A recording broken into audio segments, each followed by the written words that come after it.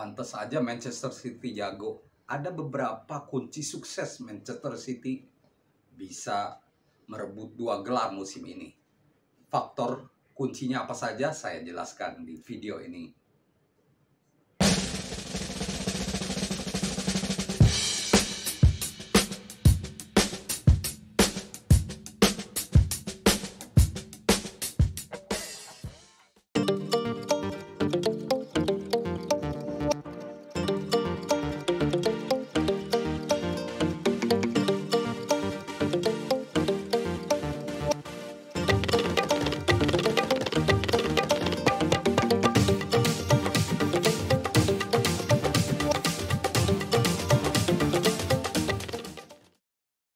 Halo teman-teman, jumpa lagi dengan saya Devri Saipullah.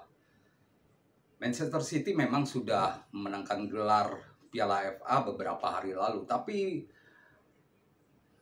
keberadaan mereka, permainan mereka masih menarik untuk dibahas.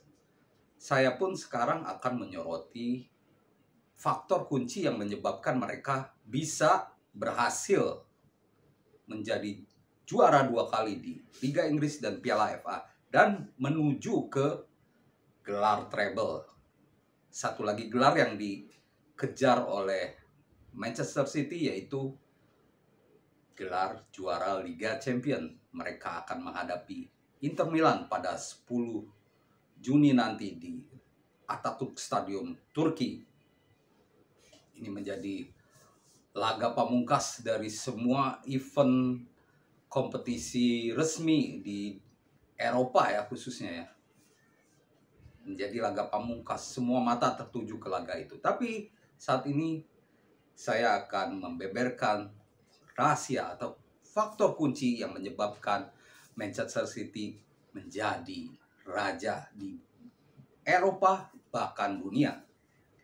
Saya membahas dulu sekilas ya keberhasilan Manchester City bungkam MU di final Piala FA lalu.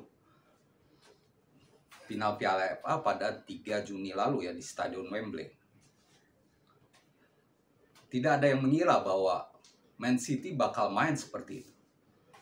Manchester City menampilkan permainan sepak bola modern yang ada sekarang. Tidak hanya tiki-taka, tapi permainan efektif. Bayangkan, dalam 12 detik saja, Man City bisa cetak 1 gol lewat Ilkay Gundogan. Lalu Gundogan lagi, sang kapten, menambah golnya di menit ke-51 juga lewat sontekan tembakan jarak jauh yang membungkam MU. MU hanya bisa memperkecil kekalahan saat mendapatkan penalti karena Jack Grealish dinilai handsball lewat VAR. Dari statistik, MU sebenarnya melepas lebih banyak tembakan, 13. Man City 11 tembakan. Tapi Man City melepas 5 tembakan ke arah gawang. Sedangkan MU dari 13 hanya 3 tembakan ke arah gawang. Nah, ini menandakan bahwa efektivitas MU memang buruk ya. Selain itu, Man City juga memiliki umpan sukses 87%. Sedangkan MU 78% saja. Berbeda sekitar 9%-an ya. Kita ketahui bahwa umpan-umpan pendek Man City berjalan dengan baik, menekan MU. Kalau tidak ada pertahanan yang baik, mungkin Man City bisa mencetak beberapa gol ya. Jack Grealish, Phil Foden atau Erling Haaland memiliki peluang mencetak gol, tapi kemenangan 2-1 sudah cukup. Dari laga MU juga terungkap beberapa fakta menarik, yaitu Man City menjadi tim paling produktif di Liga Inggris. Mereka mencetak 150 gol di semua kompetisi. Nah, ini pernah dilakukan di 3 kesempatan lainnya. Dan uniknya tim yang melakukan itu yaitu Manchester City juga. 150 gol itu jumlah minim ya, menyamai musim lalu. Man City bisa nambah gol lagi karena masih ada duel melawan Inter Milan di final Liga Champions. Tapi musim lalu 150 gol di semua kompetisi. Itu jumlah paling minim. Nah, mereka juga pernah melakukannya di musim 2018-2019 saat mencetak 169 gol. Lalu musim 2020-2021 156 gol. Dan musim lalu 150 gol. Luar biasa torehan Man City ini.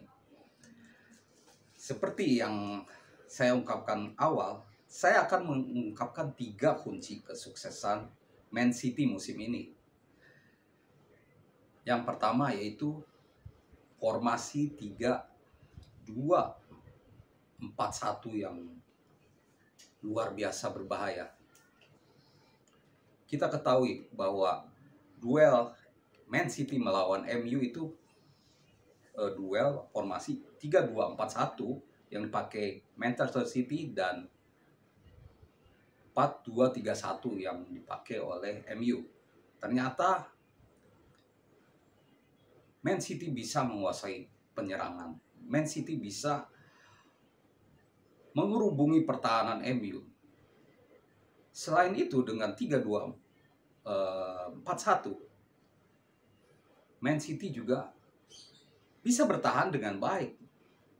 Kita lihat pada pertandingan lalu bahwa Man City bisa kembali ke posisi semula pertahanan saat MU menyerang. Sedangkan Man City bisa dengan cepat mengerubungi pertahanan MU. Dan formasi ini juga didukung oleh 3 pemain Man City yang saya pikir vital. Dalam hal ini, satu faktor saja yaitu penendang jarak jauh. Di formasi ini, City punya 3 penendang jarak jauh. Ilkay Gundogan, lalu John Stones dan Rodrigo.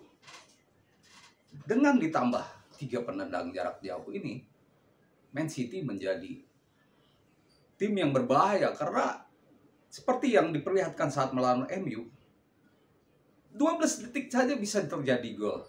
Cuman berapa kali umpan ya? 1, 2 umpan saja terjadi gol. Efektivitas yang luar biasa. Selain 3 penendang ini, Man City juga lengkap di semua lini ya. Punya winger bagus, Jack Grealish dan Bernardo Silva. Dan juga raja asis. Siapa lagi kalau bukan Kevin De Bruyne. Musim ini dia melepas 28 asis. Terbanyak di Liga Inggris. Ini memang menjadi pekerjaan sehari-hari istilahnya dari Kevin De Bruyne. Sejak beberapa musim lalu, Kevin De Bruyne selalu berhasil melepas asis jitu kepada pemain-pemain depan Man City yang menyumbang banyak gol. Itu faktor pertama. Faktor kedua, master taktik Pep Guardiola. Ya, siapa yang menyangkal ya, Pep Guardiola statistiknya sudah tak bisa diragukan lagi.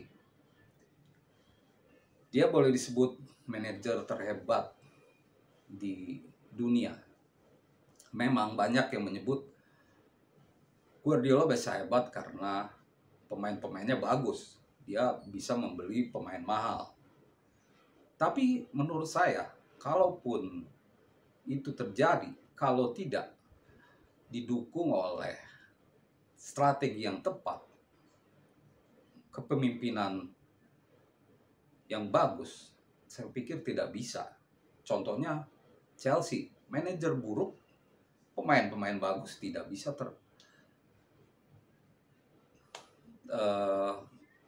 kehebatan tim tidak bisa keluar. PSG kurang apa? 3 pemain terbaik di dunia ada di sana.